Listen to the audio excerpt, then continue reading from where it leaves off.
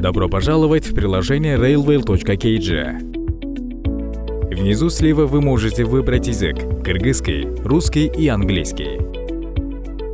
Выбираем станцию отправки и прибытия поезда. Дата выезда. Выбираем день отправления. Второй кружочек – это обратный билет. Если нет необходимости на обратный билет, то нажимаем на эту кнопку.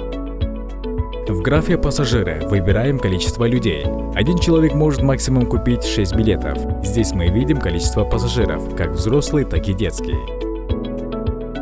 До 5 лет бесплатно, без занятия мест на местах. Детям до 10 лет действует 50% скидка, а выше уже считаются взрослыми и оплачивается полная стоимость.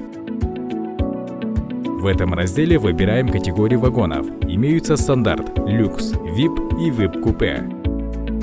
Зоны в красных цветах, значит места заняты. Синие места свободны. Зеленым высвечиваются наши выбранные места.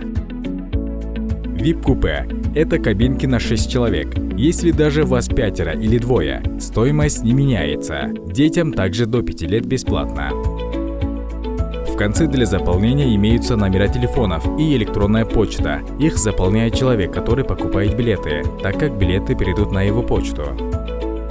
Оплата Freedom Pay или MegaPay. Freedom. Здесь можем оплатить любой картой, электронными кошельками или балансом. Снизу нам показывают комиссию.